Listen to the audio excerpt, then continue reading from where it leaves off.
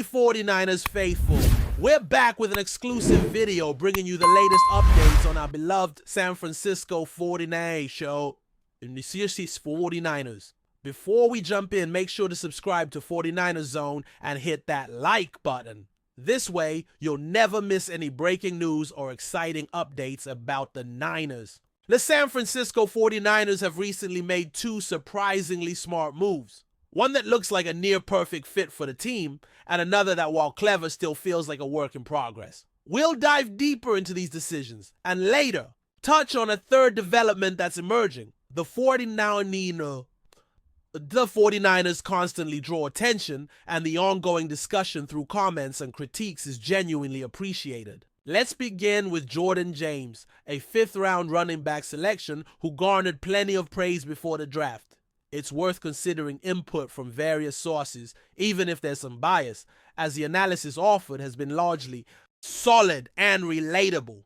Additionally, there's another update regarding the team and the potential for an extra topic to be explored further down the line. According to reports, Jordan James from Oregon had already been on the team's radar. During a pro day visit to Eugene, which attracted a significant scouting presence, the Oregon team drew considerable interest this year. On that day, James stood out. The 49ers player personnel department, including the director of scouting on football operations, shared their thoughts post-draft, shedding light on their evaluation process. Insights that are only now beginning to emerge. As information came to light after the draft concluded, the discussions revealed thoughtful observations about recent developments. The spotlight was on physical traits and passing game performance. It became clear during the pro day that James could catch passes effectively and showcase solid pass blocking skills. He seemed to fit the team's needs perfectly, and seeing him in person only reinforced that impression. James had already impressed even before his film was fully analyzed. His burst and acceleration exceeded expectations, making him a great addition to the roster. He's expected to bring real value in the upcoming season. There are a few key takeaways worth highlighting. First, he fits extremely well in the 49ers system. Second, his potential impact in 2025, not just as a 2026 project,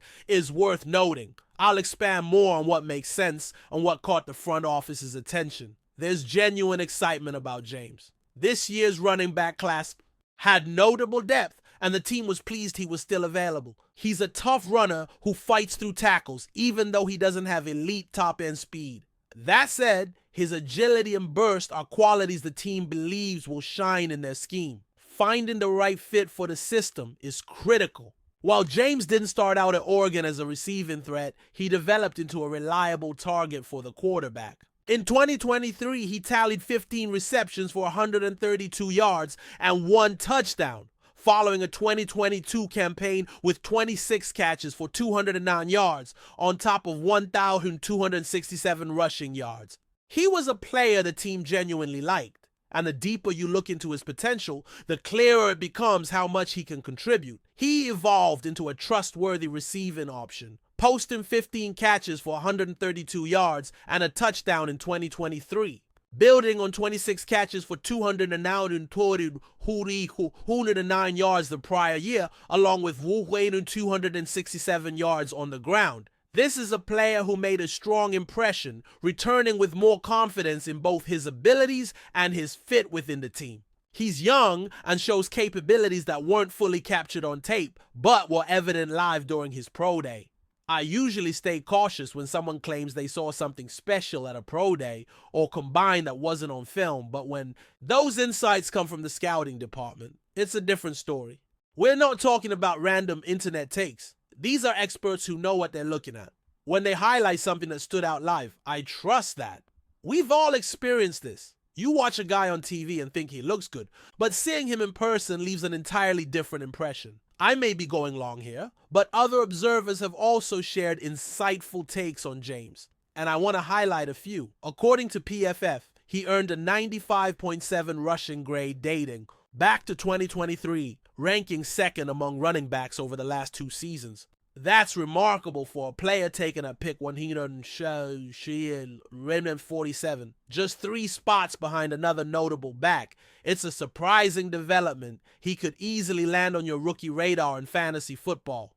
He turns into a red zone threat on catch passes. He's absolutely worth a look in the 4th round. Again, for a player selected at 147, just 3 picks after another running back, it's an impressive profile. He's likely to pop up on your rookie fantasy draft boards. Consider him in the 4th round if he proves to be a reliable goal line runner and passing down weapon. The team's backfield has some injury risk based on past history. That's an important angle. One of their backs struggled with injuries in college and never quite locked down a starting role because of them. Once he joined the 49ers, he had a few rough games, some without a start and minimal touches. Eventually, he began finding his rhythm and showed flashes of potential. His size-speed combo is impressive, and everything seemed to be falling into place until another injury struck. That raises big concerns. As for another player, I don't expect him to face issues this season. Sure, injuries are always possible in football,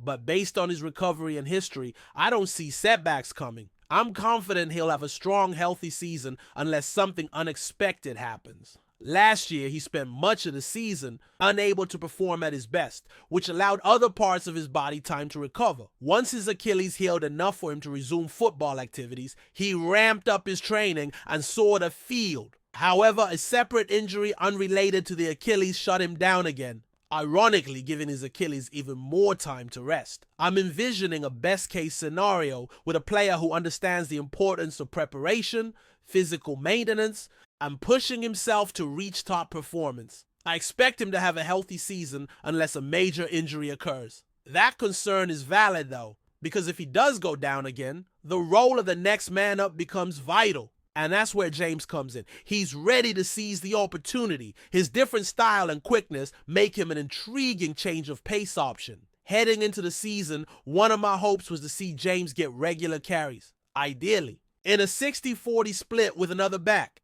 He can contribute in passing situations too, thanks to his background as a former wide receiver. I see some similarities between the two players in terms of what they bring to the team. That change of pace element is a big plus, and I love when teams make use of it. It might not be the coach's primary style, but there's something about this new guy that suggests he could thrive in that role.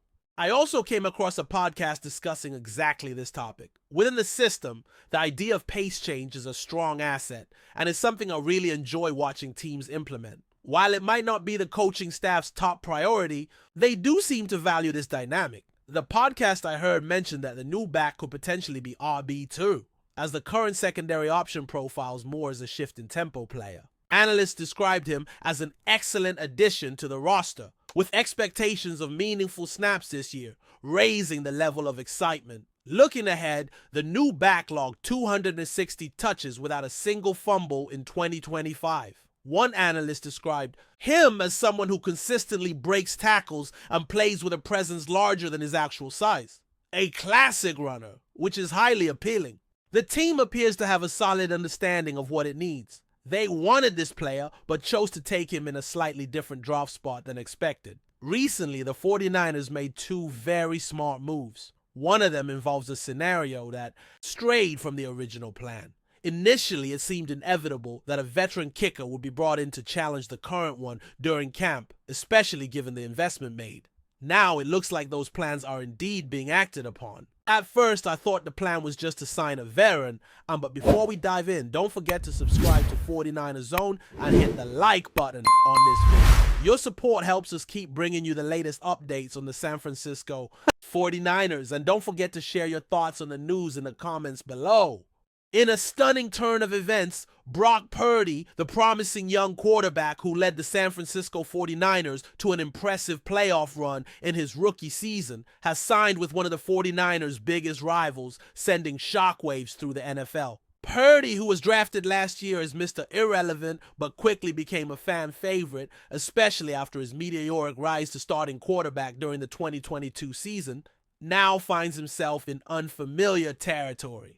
The 49ers, long known for their fierce rivalry with teams like the Seattle Seahawks and the Los Angeles Rams, will now have to contend with Purdy in a completely new light. It is a move that has left both fans and analysts alike in disbelief.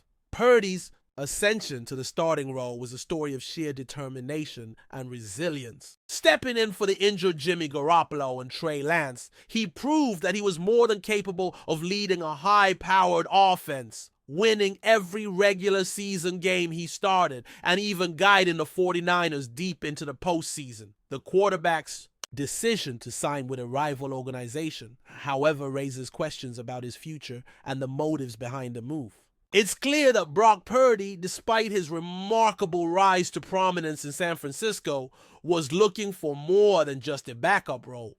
With a new deal on the table from a competitive team, Purdy's desire for a starting spot seemed to outweigh loyalty to the team that had given him his NFL break. The 49ers, for their part, have acknowledged the tough decision to let go of the young quarterback. General Manager John Lynch and head coach Kyle Shanahan have expressed their regret, praising Purdy for his professionalism and leadership. However, in the cutthroat world of professional football, decisions like this are rarely personal, and the 49ers have moved quickly to solidify their quarterback position with the signing of veteran players. For the team that has now acquired Brock Purdy, this is a chance to capitalize on his proven abilities and integrate him into their already competitive system. With a high level of talent surrounding him, Purdy has the potential to continue his rise as one of the league's most intriguing young quarterbacks. This move not only shifts the balance of power in the NFC, but also sets the stage for future rivalries that will likely make headlines for years to come. The 49ers will be watching closely as Brock Purdy faces off against his former team, eager to prove that his breakout season was no fluke and that he's here to stay no matter which uniform he's wearing. The NFL world will undoubtedly be watching with bated breath as this new chapter in Purdy's career unfolds. As for the 49ers, they'll be hoping their decision to move on from the young quarterback won't come back to haunt them. That's it for this update. If you enjoyed the video and want to keep receiving exclusive news about the San Francisco 49ers, make sure to subscribe to 49ers Zone and give this video a like. We always look forward to hearing your comments and opinions. See you in the next video.